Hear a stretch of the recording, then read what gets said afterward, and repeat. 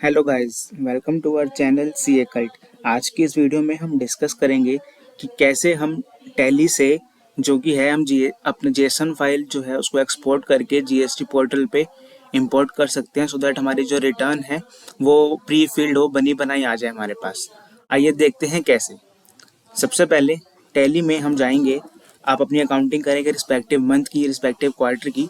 जब आपकी accounting complete हो जाएगी तब उसके बाद आप टैली में जाएंगे display more reports. Then after that GST reports. अब यहाँ पे 3 रिपोर्ट्स आएगी हमारे पास, GSTR 1, GSTR 2, GSTR 3B। हम बात करेंगे GSTR 1 की।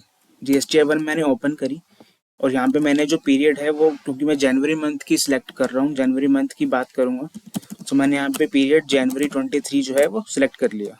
अब इसमें जो देखने वाली बात ये है कि यहाँ पे जो अनसर्टेन ट्रांजेक्शन्स है, अनसर्टेन ट्रांजेक्शन्स यानी कि करेक्शंस नीडेड, यहाँ पे मेरा जीरो आ रहा है। यानी कि मेरी जितनी भी अकाउंटिंग की ट्रांजेक्शन्स थी उसमें कोई भी ऐसी एंट्री नहीं थी जिसकी वजह से मेरी इस रिपोर्ट में कोई इशू आए या जिसमें करेक्शन रिक्वायर्ड हो।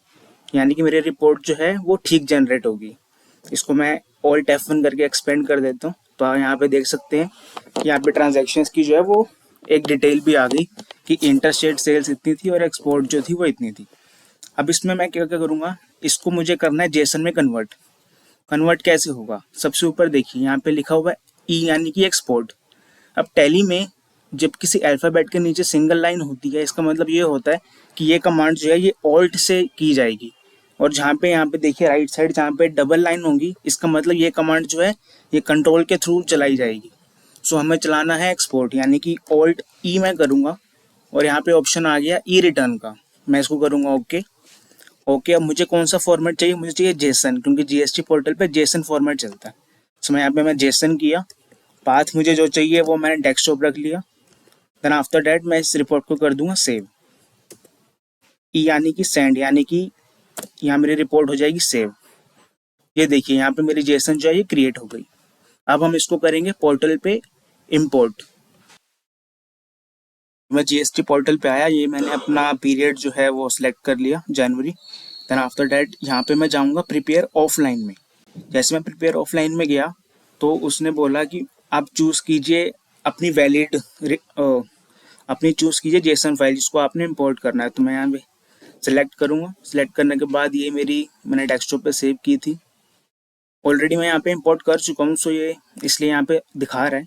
बट मैं इसको जो अभी हमने फ्रेश जो इसको जेसन जनरेट करी है हम वो इंपोर्ट करेंगे। यहाँ मैंने सिलेक्ट किया, यहाँ पे जेसन अपनी अपलोड हुई और यहाँ पे लिखा आ गया देखिए 1053 प्रोसेस्ड एरर रिपोर्ट NA, यानी कि जो भी हमारी रिपोर्ट थी वो सही इंपोर्ट होगी विदाउट एनी एरर। अब मैं जाऊँगा back to file returns.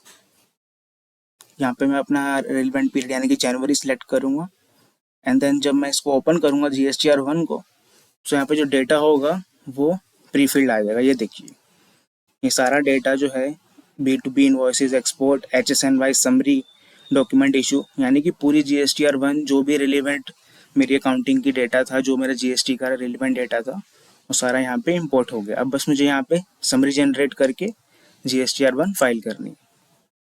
Okay guys, this is from my side. Thank you very much.